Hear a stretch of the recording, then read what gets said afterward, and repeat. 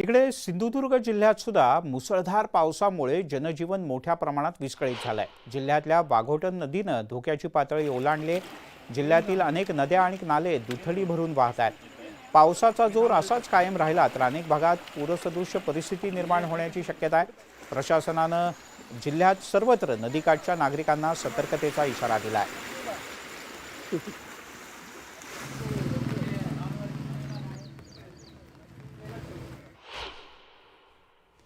आणि आता पावसाच्या वेगवान बातम्या।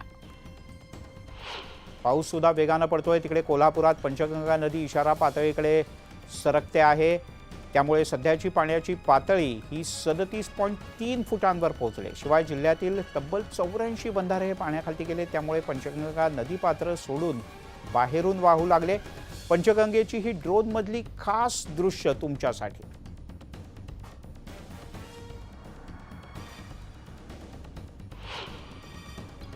रत्नागिरी जिल्ह्याच्या खेडमधील जगबुडी नदीनं धोक्याची पातळी ओलांडल्यानंतर पुराचं पाणी आता थेट खेड शहरामध्ये शिरलंय। खेड शहरातील गांधी चौकात जगबुडी नदीनं प्रवेश केलाय।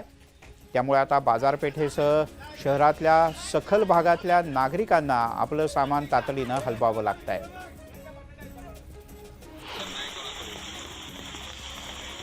खेडमध्ये जगबुडी नदीनं धोक्याची पातळी ओलांडली तर राजापुरात कोदवली नदी इशारा पातळीच्या वरून वाहते।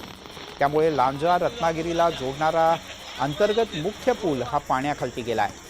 17 ते 18 गावांचा संपर्क तुटलाय। तसंच चांदेराईची मुख्य बाजारपेठ पाण्याखाली गेली आहे।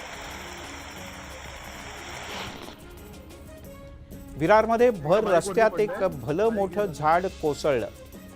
हे झाड पडल्यानं विरार पूर्व आरजे नाका ते गुरुदत्त नगर या मुख्य रस्त्यावर दुपारी 3:30च्या सुमारास ही दुर्घटना घडली। यात सुदैवानं कोणी जखमी झालेलं नाही, मात्र झाड पडून एका दुचाकीचं नुकसान झालं। नवी मुंबईत अनेक ठिकाणी मुसळधार पावसामुळे पाणी भरलंय। अनेक रस्ते पाण्याखाली गेल्याचं चित्र आहे। तुर्भे महापे रस्ता पूर्णतः पाण्याखाली गेला असून या पाण्यात लहान मुलं खेळताना दिसली। चंद्रपुरातील इरई नदीची पाणी पातळी वाढली आहे। त्यामुळे शहराच्या सखल भागात पाणी झालंय। अनेक घरांमध्येही पाणी शिरलंय। जिल्ह्यात गेल्या 24 तासात 90 मिलीमीटर इतक्या जबरदस्त पावसाची नोंद झाली आहे। 6 तालुक्यात 100 पेक्षा अधिक मिलीमीटर पाऊस पडलाय।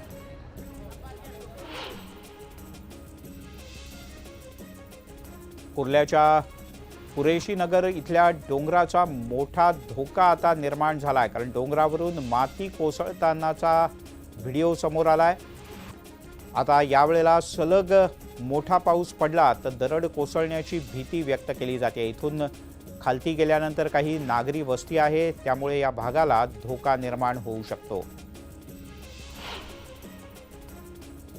मुंबई उपनगरात पहाटेपासूनच मुसळधार पावसानं हजेरी लावली। हवामान खात्याच्या इशाऱ्यानुसार येत्या काही तासांमध्ये मुंबईत अतिमुसळधार पावसाचा इशारा देण्यात आला। अंधेरी सबवे इथे पाणी साचायला सुरुवात झाली असून हा वाहतुकीसाठी बंद करण्यात आलाय। मुसळधार पावसानं डहाणूला झोडपून काढलाय। डहाणूच्या सागर नाका आणि इराणी रोड परिसरात पाणी झालंय। पाणी साचल्यानं नागरिकांची एकच तारंबळ उडाली। मुसळधार पावसानंतर नवी मुंबईच्या सखल भागात पाणी साचल्याचं पाहायला मिळालं। रस्त्यावर मोठ्या प्रमाणात पाणी आल्यानं तरुण या साचलेल्या पाण्यात डुंबण्याचा आनंद घेताना दिसले। मुंबईत झालेल्या जोरदार पावसानंतर कुर्ला परिसरात मोठ्या प्रमाणात पाणी साचल्याचं पाहायला मिळतंय। गुडघ्यापर्यंत पाणी साचल्यानं अनेकांची वाहनं यात बंद पडली। बंद पडलेल्या दुचाकी ढकलून नेण्याची वेळ लोकांवर आली। कुर्ला भागात सकाळपासूनच पावसाच्या तुफान सरी बरसत आहेत। सततच्या पावसामुळे कुर्ला बस डेपो पाण्यात गेल्याचं पाहायला मिळालं। रस्त्यावरून जाणाऱ्या वाहनांना सुद्धा मोठी कसरत करावी लागली आणि पाण्यातून वाट काढावी लागली। चंद्रपूर जिल्ह्यातील ब्रह्मपुरी तालुक्याला मालडोंगरी इथे तलाव फुटला। त्यामुळे धानोली पोहा गावात पुराचं पाणी शिरलंय। जिल्ह्यात गेले 2 दिवस संततधार पाऊस सुरू आहे। त्यामुळे तलावाच्या पाण्यात मोठी वाढ झाली होती। तलाव फुटल्यानं धानोली पोहा गावातील किमान 25 ते 30 घरांमध्ये पाणी शिरलंय। शेकडो हेक्टरवरच्या शेतजमिनीवरची पिकं ही पाण्याखाली गेली आहेत। राज्यभरात जोरदार पाऊस सुरू असताना कोकणात समुद्र सुद्धा खवळलेला दिसतोय। मुंबई ते गोवा संपूर्ण किनारपट्टीवर अजस्त्र लाटा उसळत आहेत। दापोलीत शांत आणि स्वच्छ अशा हरणे समुद्र किनाऱ्यावर 3 ते 4 मीटर उंचीच्या लाटा उसळताना दिसत आहेत। मुंबई गोवा महामार्गावर लांजा तालुक्यातल्या काजळी नदीवरचा ब्रिटिशकालीन पूल वाहतुकीसाठी धोकादायक असल्याचा अहवाल देण्यात आला आहे। तरीसुद्धा या पुलावरची वाहतूक सुरू असल्याचं दिसतंय। या पुलावरचा संरक्षक कठडा आणि कमानी पिलर हे सगळं धोकादायक झालंय, त्यामुळे वाहन चालक जीव मुठीत धरून इथून प्रवास करतायत।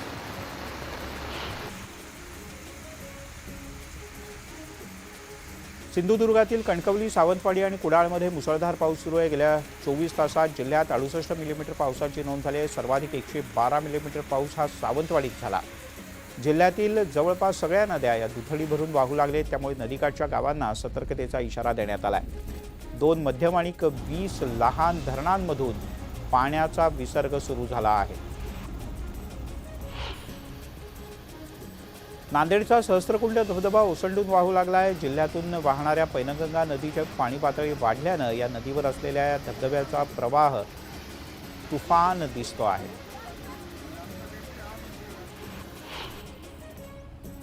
चंद्रपुरात गेल्या 2 दिवसांपासून मुसळधार पाऊस बरसतोय, त्यामुळे जनजीवन विस्कळीत झालंय। अनेक ठिकाणचे मार्ग पुरामुळे बंद झाले। चंद्रपूर गडचांदूर मार्गावर भोयेगाव इथल्या वर्धा नदीवरचा पूल पाण्याखाली गेलाय।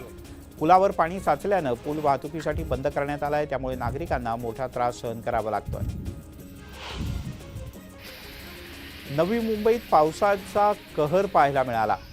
काही सखल भागात मोठ्या प्रमाणात पाणी साचलं, त्यामुळे तुर्भे इथे एका कॉलनीत पाणीच पाणी झालं। लहान मुलांनी या पाण्यात खेळण्याचा पोहण्याचा मोठा आनंद लुटला। मात्र पालिकेचा नाले सफाईचा दावा मात्र फसलाय। गडचिरोली जिल्ह्यात गेल्या 2 दिवसांपासून पडणाऱ्या मुसळधार पावसामुळे तब्बल 34 मार्ग बंद पडले।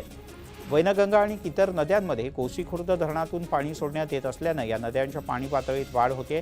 या नदीकाठावरील गावांना सतर्कतेचा इशारा देण्यात आलाय। वैनगंगा नदीच्या तीरावर कोटगल इथे बॅरेजचं बांधकाम सुरू असून इथे पूर येण्याची शक्यता आहे। 70 मजुरांना सुरक्षित ठिकाणी हलवण्यात आलंय। यवतमाळ जिल्ह्यात मागच्या 4 दिवसांपासून मुसळधार पावसामुळे नदी नाले दुथडी भरून वाहू लागले, त्यामुळे तालुक्यातील कोसारा ते सोईट हा मार्ग वाहतुकीसाठी बंद करण्यात आला आहे। तर वणी तालुक्यात पुरामुळे शेलू खुर्द मार्ग आणि शिवणी ते चिंचोली हा मार्ग बंद करण्यात आला आहे। महाराष्ट्रात पडत असलेल्या अतिमुसळधार पावसामुळे कुठेही आपत्कालीन परिस्थिती उद्भवू नये यासाठी सर्व यंत्रणांना सतर्क राहण्याचे आदेश मुख्यमंत्री एकनाथ शिंदे यांनी दिले।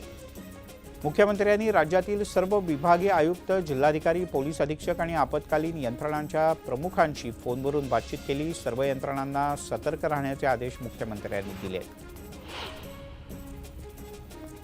लोणावळ्यात पावसानं जोरदार हजेरी लावली, त्यामुळे सह्याद्रीच्या पर्वतरांगा धुक्यात हरवून गेलेत। धबधबे प्रवाहित झाल्यानं पर्यटक हे सुट्टी मिळताच अशा धबधब्यांच्या जवळपास गर्दी करताना दिसतात।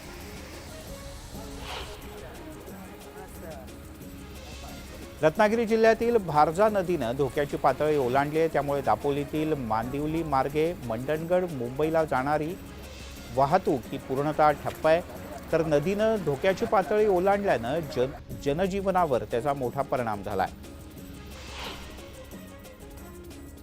माळशेज घाटातील सुरक्षा रामभरोसे असल्याचं पाहायला मिळत आहे, कारण जिल्हाधिकाऱ्यांनी दिलेले मनाईचे आदेश हे फक्त कागदावर आहेत। आदेशाला केराची टोपली दाखवून काही अतिउत्साही पर्यटक थेट धबधब्याच्या खालती मोठी गर्दी करताना दिसत आहेत। मात्र यावेळेला एखादी दुर्घटना घडण्याची शक्यता नाकारता येत नाही।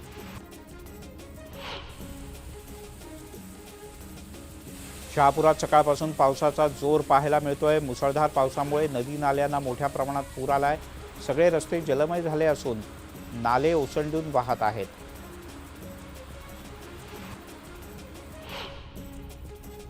बुलेटिनमध्ये घेऊयात एक छोटासा ब्रेक, लगेचच परत येतोय।